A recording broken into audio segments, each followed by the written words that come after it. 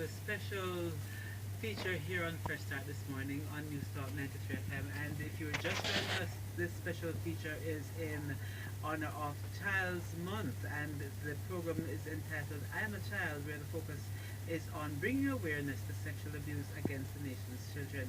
And we have in studio LASCO Top Cop Detective Sergeant Lindo, and we also have her special guest, who is uh, Senior Superintendent Michael Smith, and we are very happy to have them on the program, and also Michaela, who is a 12-year-old student. 12-year-old student of a prominent high school, as Detective Lindo put it. And over to you, Detective Sergeant Lindo.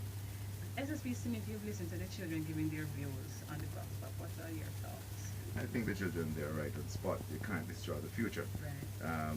We have to, the nation continue to grow whilst we exit. We have to ensure that they are trained and developed in the way that they, when they reach our 18th stage, the country and the economy will be very good hands. And so we have to lay the foundation for them to grow.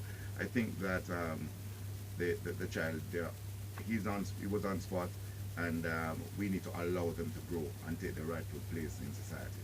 Michaela said something to that effect earlier when she said, when I asked her the question about the children and if they have on certain types of clothes, and she was saying that children are not mature, so they should be allowed to be children and people should not violate them.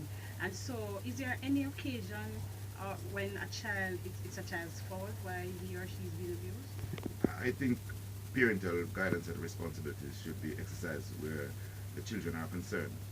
As to the deportment, they should take special, the parent should take special interest in the way the child deport him or herself. They shouldn't be allowed to wear any skimpy clothes. There's a process. The child, as I said last week, from age 1 to 6, a child, 90% of the child brain develops. And a child at 6 years old, researchers said that they are kind of an adult brain. What they learn from there is just to get the experience of the world. And so they are impressionable minds. And we must ensure that they are led properly. And it is so right. They live what they learn. And if we do not set that pace, I'm telling you that we cannot blame them for their dress, their behavior.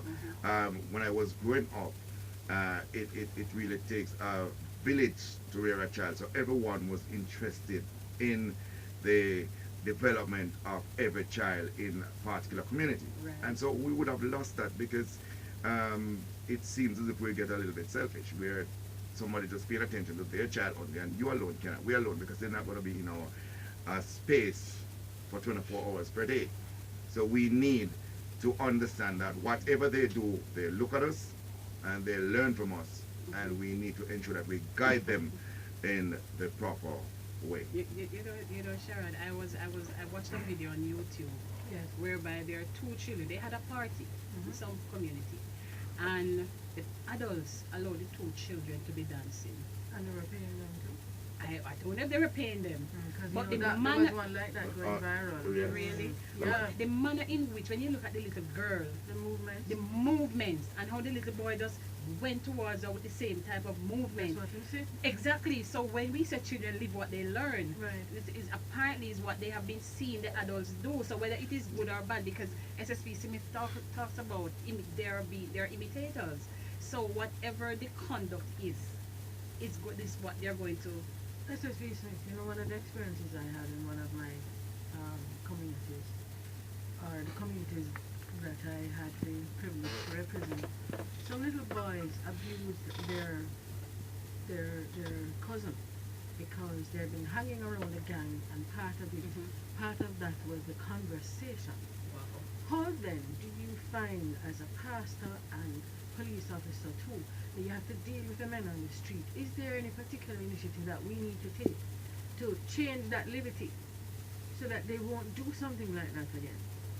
You see, we have to change mindset as best as we possibly can. Introduce programs to those guys. One of the things that I started doing when I went to like the picture was to get the guys together and to talk to them about what they have in them to offer this country. And I started looking at a positive aspect of their growth and development. How do you see yourself? Where do you want to reach the next 10, 15 years? What contribution you want to make to the society? How do you see yourself making? What are the tools that you need to get there? And so I started finding out from them.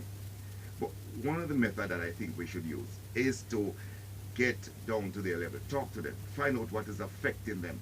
And when we know exactly what is happening, we're able to make some changes. Because if you notice in the communities, the language from age 3 to age 60 is the same. True, everybody's speaking the same language. Right. So you Which- have to speak their language with them. Exactly. And maybe, just to continue, maybe too, could this be some of the reasons why parents do not pay attention or do not look for telltale signs when a child is being abused? Because if everybody talking the same language and acting the same way, Never thought of that, you know. Yeah, and that's what I found out. If you walk through most of the ghetto communities and some other communities, you realize that the conversation is at the same level from 3 to age, and we need to start looking at that. That is why when abuse occurred, it is not easily identified because you're speaking the same language, you're doing the same thing, you're going to the same party there in the street dancing, and all of these are factors that we need to separate the growth and development of a child from an adult. I hear you, but look back at the recent incident in Riversdale, where we hear that from what we see on the reports on TV, that the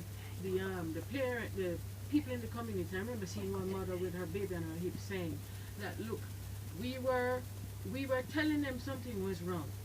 No, there doesn't seem to be any coping mechanism in the community. How do you deal with those persons who know there's something going on, don't want to be informed and go to the police, so to speak? How do they protect a Michaela from getting abused because they see what is happening? Well, there are different agencies that the reports can be made to. You have the CDA, and you can call this, What's the CDA?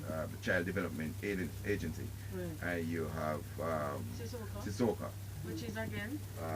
I'm not remembering the acronym for Sissoko now. Right. It's the Center for Sexual Right. Offenses And child abuse. and child abuse. Right. Right. So there are avenues to make the reports. So what they need to do is to call.